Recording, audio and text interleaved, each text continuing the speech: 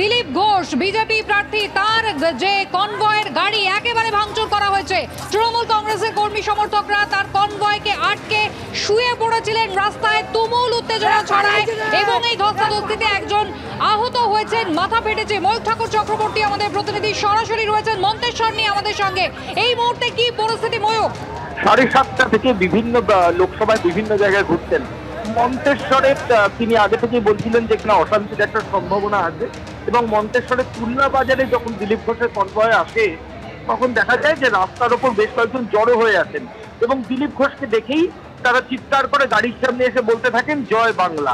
এইভাবেই গোটা ঘটনার সূত্রপাত। এরপরই দিলীপ ঘোষের সঙ্গে তাদের বচসা শুরু হয় এবং ধস্তাধস্তির ছবি ধরা পড়ে বিজেপি প্রার্থীর সঙ্গে। কেন্দ্রীয় বাহিনী যারা দিলীপ ঘোষের নিরাপত্তার দায়িত্বে ছিলেন তারা দিলীপ ঘোষকে নিরাপত্তা দেওয়ার জন্য যাদের সঙ্গে ঝামেলা চলছিল বিক্ষোভকারী তাদেরকে সরানোর চেষ্টা করেন এবং তখন একজন বিক্ষোভকারী জখম হন এবং তখনই ক্রমশ পরিস্থিতি কিন্তু হাতের বাইরে চলে যায়।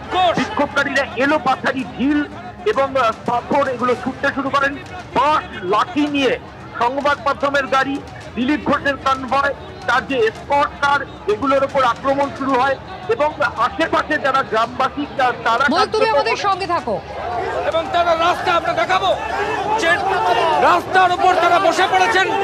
দিলীপ ঘোষের গাড়ি রাস্তার সামনে। ভোট হচ্ছিল না, এখানে পিসফুল ভোট হচ্ছিল, এখানে গুন্ডাগিরি করতে চায়, গুন্ডাগিরি। তৃণমূল কংগ্রেসের তরফ থেকে বলা হচ্ছে গুন্ডাগিরি চলবে না এবং তারা সামনে বসে পড়েছেন। কেন্দ্রীয় বাহিনী রয়েছে, পুলিশ রয়েছে। পরিস্থিতি ক্রমশই কিন্তু জটিল হচ্ছে এবং হাতে লাঠি নিয়ে প্রচুর গ্রামবাসীকে দেখতে পাওয়া যাচ্ছে।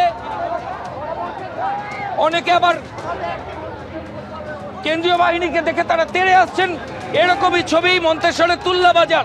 হাতে লাঠি দিলীপ ঘোষে কনভয় গাড়ির সামনে বসে বিক্ষোভের ছবি এই মুহূর্তে ধরা পড়ছে। কেন্দ্রীয় বাহিনী রয়েছে, পুলিশ রয়েছে।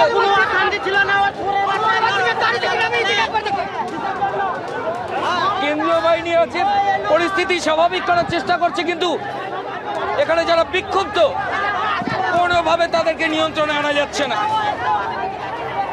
ক্যামেরা প্রীতম চক্রবর্তীর সঙ্গে ময়ূখ ঠাকুর চক্রবর্তী, এবিপি আনন্দ, বর্ধমান।